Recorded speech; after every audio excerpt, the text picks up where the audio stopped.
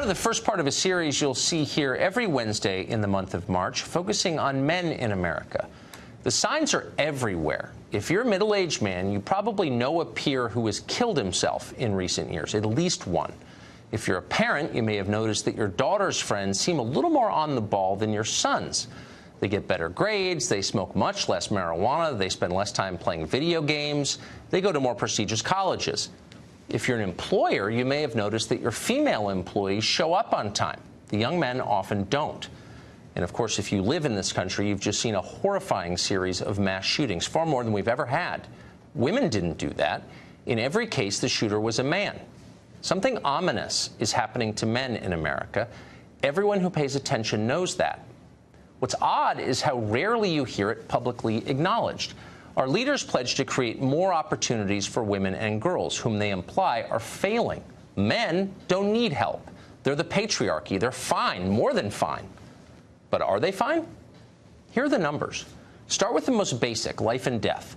The average American man will die 5 years before the average American woman. One of the reasons for this is addiction. Men are more than twice as likely as women to become alcoholics. They're also twice as likely to die of a drug OD. In New Hampshire, one of the states hardest hit by the opioid crisis, 73% of overdose deaths were men. But the saddest reason for shortened lifespans is suicide. 77% of all suicides in America are committed by men. The overall rate is increasing at a dramatic pace. Between 1997 and 2014, there was a 43% rise in suicide deaths among middle-aged American men. The rates are highest among American Indian and white men, who kill themselves at about 10 times the rate of Hispanic and black women. You often hear America's incarceration crisis. Well, that's almost exclusively a male problem, too. Over 90% of inmates are men. Now, these problems are complex, but we know that they start young. And relative to girls, boys are failing in school. More girls than boys graduate high school. Considerably more go to and graduate from college. In schools at every level, boys account for the overwhelming majority of discipline cases. One study found that fully 1 in 5 high school boys had been diagnosed with some form of hyperactivity disorder. That's compared with just 1 in 11 girls. Many of them were medicated for it. The long-term health effects of those medications, not fully understood, but they do appear to include depression in later life. Women now decisively outnumber men in graduate school. They earn the majority of doctoral degrees. They're now the majority of new enrollees in both law and medical schools. For men, the consequences of failing in school are long-term and profound. Between 1979 and 2010, working-age men with only high school degrees saw their real hourly wages drop about 20%. Over the same period, high school-educated women saw their wages rise. The decline of the industrial economy disproportionately hurt men. There are now 7 million working-age men in America who don't work. They've dropped out of the labor force. Nearly half of them take pain medication on any given day. That is the highest rate in the world by far.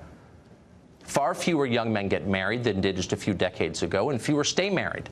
About 1 in 5 American children live now only with their mothers. That's double the rate of 1970. Millions more boys growing up without fathers. Young adult men are now more likely to live with a parent than they are to live with a spouse or a partner.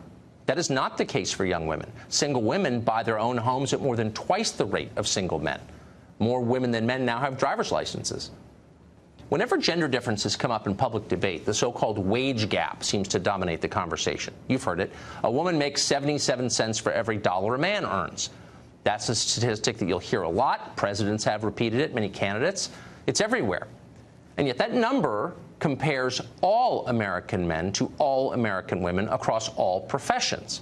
No legitimate social scientist would consider that a valid or meaningful measure. The number doesn't mean anything. It's intentionally misleading. It's a talking point. Once you compare men and women with similar experience, working the same hours and similar jobs for the same period of time, that's the only way you can measure it, the gap all but disappears. In fact, it may invert. One study using census data found that single women in their 20s living in metropolitan areas now earn 8% more on average than their male counterparts. By the way, the majority of managers in the workplace are now women. Women on average are scoring higher on IQ tests than men are. Even physically, men are falling behind. A recent study found that almost half of young men failed the Army's entry-level physical fitness exam during basic training. Fully 70% of American men are now overweight or obese. That's compared to 59% of American women. Perhaps most bafflingly and terrifyingly, men seem to be becoming less male fundamentally, measurably. Sperm counts, for example, across the West have plummeted. They're down almost 60% since the early 1970s. Scientists don't know why this is. Testosterone levels in men have also fallen precipitously. One study found that average levels of male testosterone dropped by 1% every year after 1987, and it's not related to age. In other words, the average 40-year-old man in 2017 would have testosterone levels 30% lower than the average 40-year-old man in 1987. There is no upside to this trend. Lower testosterone levels in men are associated with depression, lethargy, weight gain, decreased cognitive ability. Nothing like this has ever happened to a population this big. So you'd think we'd want to know exactly why. What's going on? How do we fix it? And yet the media ignore that story. It's considered a fringe topic somehow.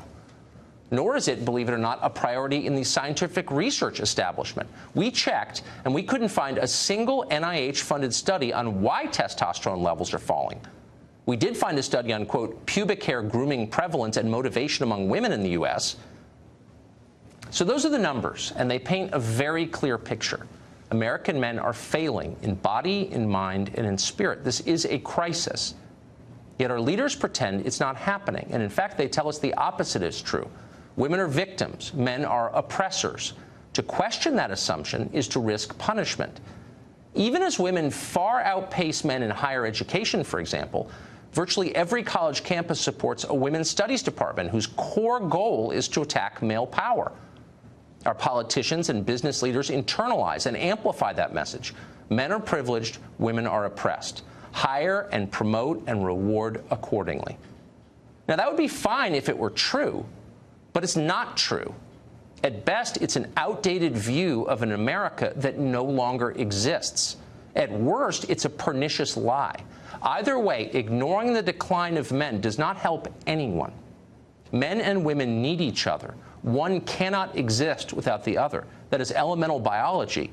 It's also the reality that each one of us has lived with our parents and siblings and friends. When men fail, all of us suffer. How did this happen? How can we fix it? We hope that this series, each Wednesday this month, answers those questions.